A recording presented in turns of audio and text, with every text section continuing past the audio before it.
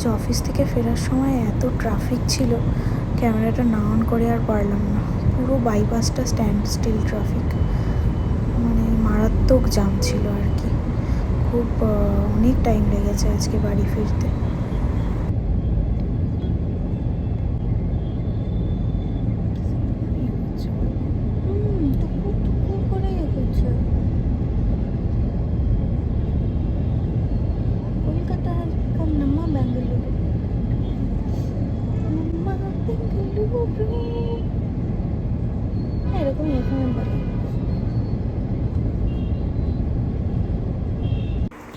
কারণটা ঠিক বুঝতে পারলাম না কেন এতটা জাম। যদিও আরজি করের ডক্টরদের একটা মিছিল বেরোনোর কথা ছিল, বাট সেটা রাতে। আর রাসবিহারীর যে কালচারাল ইভেন্টটা হওয়ার কথা ছিল সেটাও 8টার পর থেকে। তার জন্য বাইপাসটা এতটা এফেক্ট হবে ওটাও বুঝতে পারিনি। মানে আমি টেকনোপলিসের সামনে থেকে বেরোলাম, ওয়েবেলের সামনে বোনকে পিক করলাম। দেন ওই সাইডটা ভালোই ছিল, সেক্টর 5-এর সাইডটা ঠিকই ছিল, বাট সায়েন্স সিটিটা পেরিয়েই এত ট্রাফিক পাচ্ছি। কারণটা ঠিক ক্লিয়ার না, কেন এত ট্রাফিক হলো হঠাৎ করে, মারাত্মক ট্রাফিক।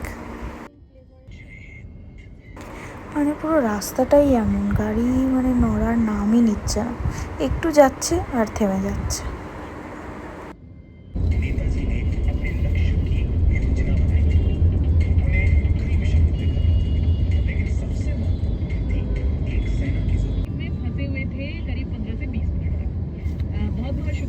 करीब 15 से 20 मिनट तक वो तो कब का हो चुका है हम लोगों का। 1 घंटा আগের কথা খবর বলছি। আমার হচ্ছে কালকে ছুটিটা এখানেই কেটে যাবে রে।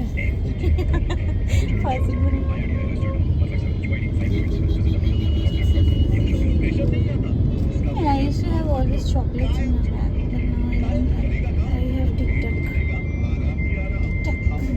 Not Kit Kat, Tic Tac. I used to have the coffee toppings, coffee, the orange flavor, ये flavor থাকতো, mouth fresh to mango. Hi Suraj, I am missing you. I am sorry, I am missing you. Your driving skill. No, actually, I don't think you could have done much.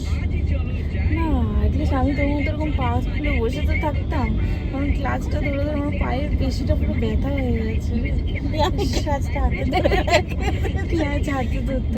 যেদিন তোর ওখান থেকে ফিরলাম, রাত্র হয়েছিল না, ব্যাঙ্গালোর থেকে ফেরা, ঘুম পাচ্ছে আমার, মানে আমি জাস্ট দেখতে ধুন্দলা হয়ে যাচ্ছে, যে ম্যাপ দেখতে পাচ্ছি না, কিন্তু ঘুমাতেও পারছি না। ড্রাইভার দাদার পাশে বসে বাবা সেই ঘুম পাচ্ছে।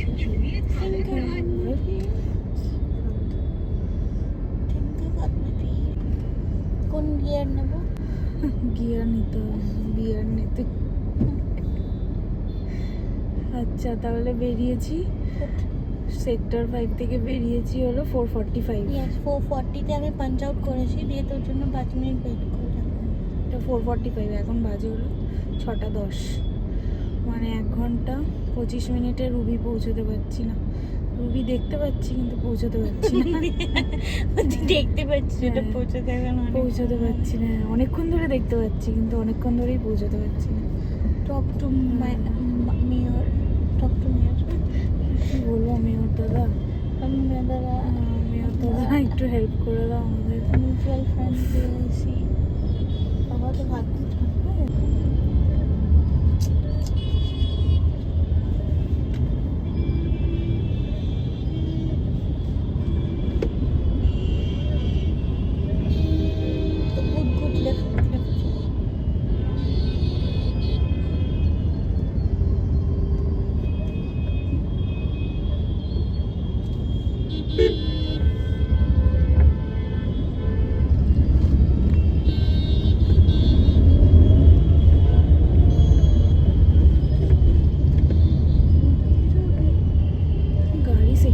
পড়ছেই না, ফার্স্ট গিয়ারেই চলে আসলাম রে। কোথা থেকে বলতো, ভিআইপি থেকে রুবি অব্দি ফার্স্ট গিয়ার। ভিআইপিরও কতটা কিছুটা আগে, ধাক্কা খেতে ভিআইপি দেখা গেল।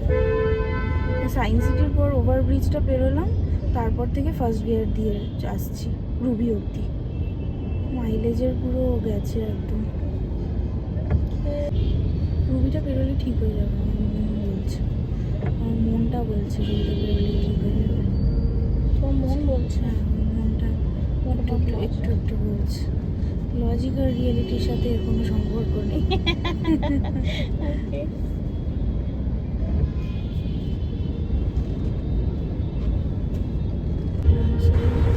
ম্যানুয়াল গাড়ির খুব বড় একটা ডিসঅ্যাডভান্টেজ আজ বুঝলাম। এরকম ট্রাফিক তো সাধারণত ফেস করি না, তো অতটা বোঝাও যায় না, বাট আজকে এই ক্লাচের ইউজটার জন্য পুরো পাটাই ব্যথা হয়ে গেছে, এতটা এঙ্গেজ থেকেছে পাটা। পুরোটাই ফার্স্ট গিয়ারে এলাম, এতটা রাস্তা। আর মানে টাইম তো লাগছে, সাথে ধৈর্যও নেই, খুব কষ্টও হচ্ছিল আসতে আর কি। রুবি পেরিয়ে রাস্তাটা খানিকটা হলেও ফাঁকা হয়েছে, মানে আগের মতো ওই স্ট্যান্ড স্টিল ট্রাফিকটা আর নেই, একটু বেটার হয়েছে ভিড়টা।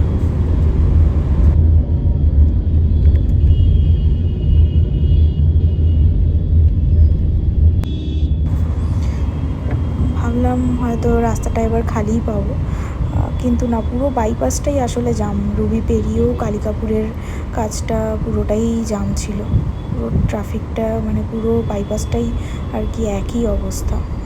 অনেকটা সময় লাগলো। আর এইরকমই যেমন দেখছেন ভিডিওতে, ঠিক এইরকমই অবস্থা।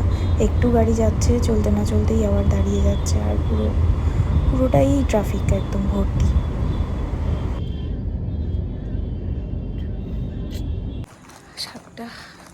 অলমোস্ট 7:15 বাজে, 4:45টায় বেরিয়েছি।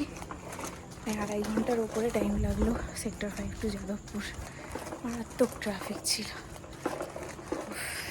ওকে, এইটুকুনি দেখানোর ছিল। বাই দেন।